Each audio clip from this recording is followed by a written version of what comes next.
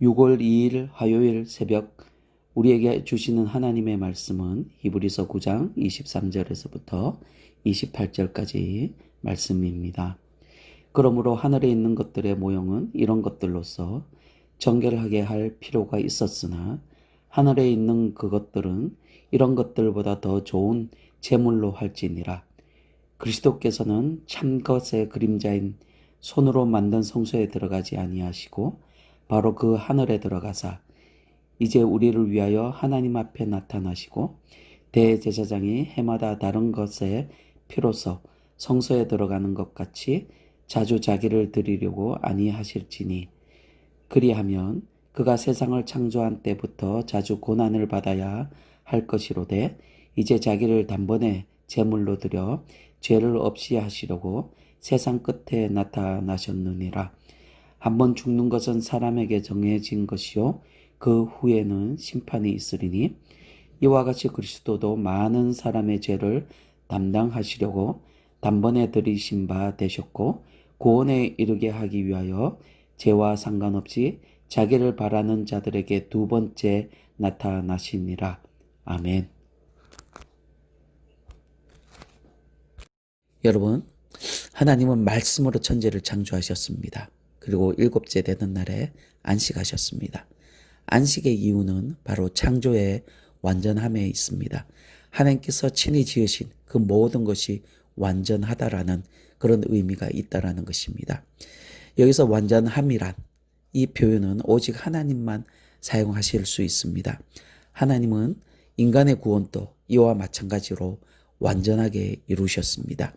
오늘 본문을 통하여 하나님께서 이루신 이 완전한 구원에 관한 말씀을 우리가 함께 나누고자 합니다. 첫 번째로 하나님의 구원은 모형과 그림자가 아니라 완전한 실체입니다. 23절을 보시면 그러므로 하늘에 있는 것들의 모형은 이런 것들로서 정결하게 할 필요가 있었으나 하늘에 있는 그것들은 이런 것들보다 더 좋은 제물로 할지니라 라고 말씀합니다. 여러분, 모형은 실체가 존재하기 전까지만 의미가 있습니다. 실체가 나타나면 모형은 더 이상 필요하지 않습니다. 그림자 역시 참된 것이 보이기 전에는 유익하지만 참된 것이 나타나면 쓸모없게 되는 것이 바로 그림자입니다. 예수 그리스도께서 오시기 전에 이스라엘 백성들이 하나님께 나아가는 방법은 율법의 제사를 통해 하나님께 나갔습니다. 하지만 예수 그리스도께서 십자가 위에서 보혈로 완전한 제사를 드리게 되었습니다. 그러자 이제 그림자였던 율법의 제사는 그 의미를 잃어버리게 되었습니다. 예수님을 믿는 우리에게 구약의 제사는 더 이상 필요가 없습니다. 오늘날 우리는 그리스도 안에서 성취된 구원의 복음을 의지하며 살게 되었습니다. 이것은 마음에 새겨진 생명의 성령의 법으로 사는 것이며 또 매일 주님과 동행하며 사는 삶을 의미합니다. 사랑하는 성도 여러분, 옛 죄악의 습성을 모두 다 버리고 오직 주님과 동행하는, 그래서 신실하고 성결된 삶을 살아가시는 여러분들이 되기를 주의 이름으로 축원합니다. 그리고 두 번째로 단번에 이루신 속죄가 완전합니다. 26절 중반부부터 보시면 이제 자기를 단번에 제물로 드려 죄를 없이 하시려고 세상 끝에 나타나셨느니라 라고 말씀합니다. 여러분, 우리가 히브리서를 보면서 계속적으로 나누고 있는 부분이 있습니다. 그것이 무엇입니까? 인간 제사장은 반복적으로 짐승으로 제물을 드려야 한다라는 것입니다. 인간 제사장은 그렇게 반복적으로 제사를 드림으로 인하여 자신의 죄와 그리고 백성의 죄를 정결케 해야 했습니다. 그들은 손으로 만든 성소, 바로 하나님께로 나가고자 그 성소로 들어가기 위해서 그렇게 매년 그리고 매번 제사를 드려야 했습니다. 하지만 우리 주님은 자기 자신을 제물로 드렸습니다.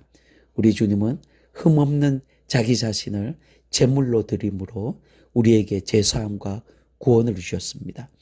우리 주님은 자신을 제물로 삼으심으로 인하여 제사장들이 드리는 그 무수한 제물보다 더 완벽하고 완전한 제사를 드리셨습니다.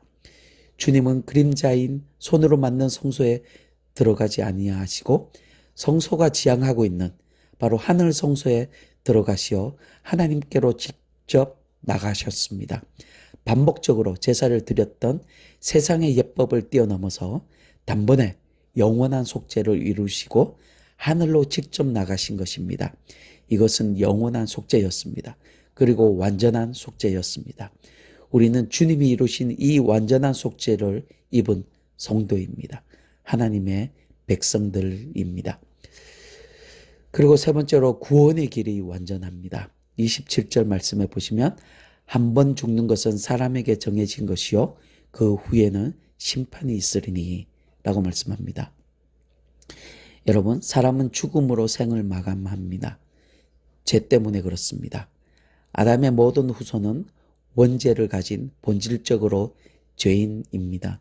죄인은 하나님의 거룩하신 공의에 따라 영원한 죽음의 형벌을 피할 수가 없습니다.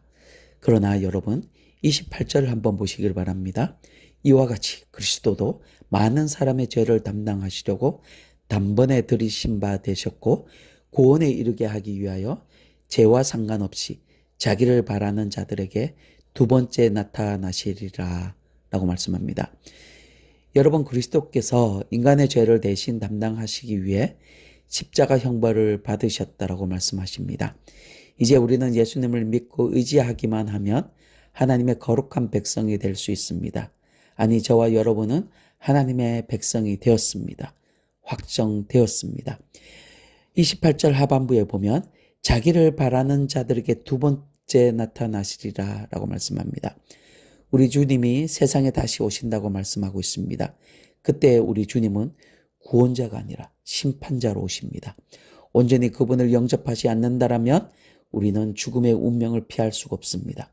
처음 오셨을 때에는 한 번의 기회가 더 있었습니다. 하지만 다시 오실 때에는 더 이상 기회가 없습니다. 다시 오시기 전까지 믿어야 합니다. 믿지 않는다면 그들을 기다리는 것은 심판입니다. 하지만 여러분, 믿는 자들에게는 그날이 구원의 날이 될 것입니다. 예수 그리스도께서 이루신 완전한 속죄는 복음을 믿고 구원받은 백성에게 있어서 가장 큰 위로가 됩니다. 은혜이며 축복입니다. 여러분, 우리에게 복음은 세상의 그 무엇과도 바꿀 수 없는 은혜이며 진리입니다. 우리의 유일한 위로이며 소망이 됩니다. 이 세상에서 우리가 기댈 곳은 아무데도 없습니다. 세상의 미혹은 처음에는 그럴듯합니다. 다 줄 것처럼 이야기합니다. 모든 것을 다 내어줄 것처럼 말을 합니다. 하지만 끝은 멸망입니다. 결국에는 우리의 모든 것을 다 빼앗고 사망의 음침한 골짜기로 내던져질 것입니다.